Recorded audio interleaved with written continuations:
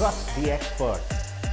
Trust EcoDrive for accurate information, right advice, and an experienced perspective.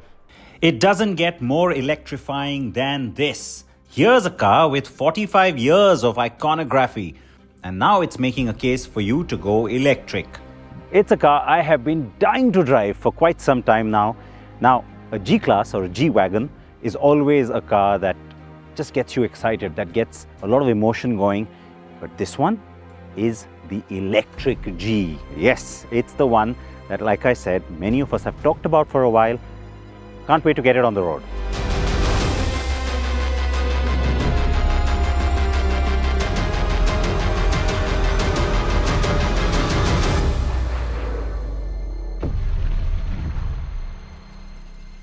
Though it looks almost exactly like the combustion engine G, this one has a 124 kilowatt-hour battery, double stacked in the ladder frame chassis, an independent front suspension and a solid rear axle. MBUX is the nerve center of everything the car does, and yes, it's spacious, very comfortable, and besides the off-road mode, also has some EQ specific settings.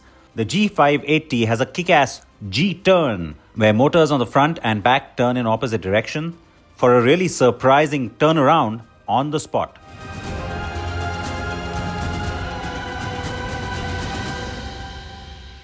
It still is exceptional to drive. In fact, in many ways, better than the G500. It preserves the G-Wagon heritage and is now launched in India at 3 crore rupees. But now let's get into things in more detail.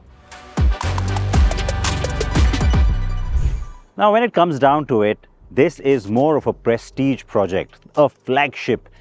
What is really possible with electric? I think that's what Mercedes has really tried to demonstrate with this car, because it really is a G-Wagon first. It does everything a G-Wagon is supposed to do on and off the road, and then happens to be electric. The car looks every bit the legendary G-Class, the iconic and signature shape and the round headlamps. It's all there. So it looks nice and rugged and chunky like every G-Class does. It has the styling character of this new generation. And it's very subtle. You just got this little blue stripe here along the side, and then also the little EQ badge here.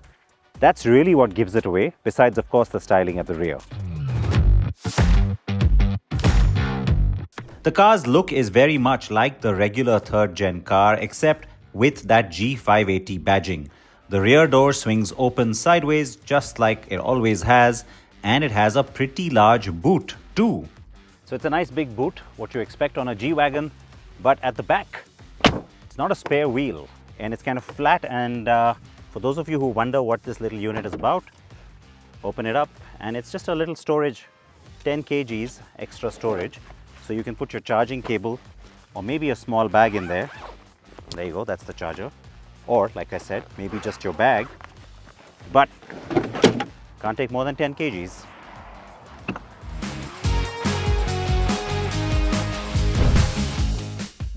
Now, like the G-Wagon, it's nice to have all these displays which tell you exactly what the car, what the axles are doing. It's quite remarkable though, given the sheer weight that this car carries, just how nimble and agile it is, especially up here on a mountain road. When you take a fast corner, you can tell just how heavy this car is, but it will still do it with precision. Now, in the dynamic setting, which is of course the different drive modes, you get comfort, you get sport, you get individual, but you also get trail, just for a little rough roading, and then there's rock, where you have to actually activate that drive program for rock crawling. So again, in keeping with the G character, way more than the EQ character. In case you're wondering why there is no Eco Drive mode, do the math. This is not the car for the faint-hearted.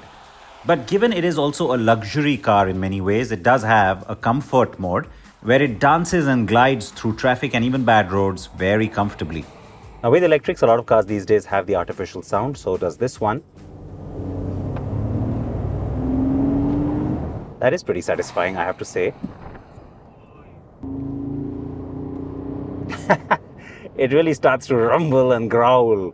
Very AMG-like, very much indeed. The G580 has a 124 kilowatt hour battery, double stacked into the ladder frame chassis. It has an independent front suspension and it has a really solid rear axle. And of course, a lot of the car's weight comes from all of that. There is a lot of wind noise when you're on the highway, but acceleration is super quick and this car can go really fast. Really fast. 0 to 100 kilometers per hour though is done in under 5 seconds. And then there's that cool stuff like the G-turn that I mentioned already. Ground clearance is 250 millimeters and it can wade up to 850 millimeters deep.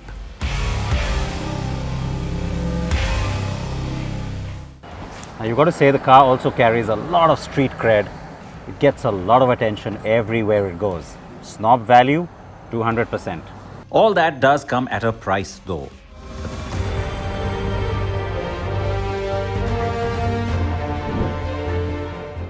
The price tag in India is a cool 3 crore rupees. So yes, it's only for those with big pockets, but its first allocation is already sold out until the third quarter of this year. And that first batch are all first edition exclusive cars. There are no real direct rivals as such, but then the G-Class never had those, right?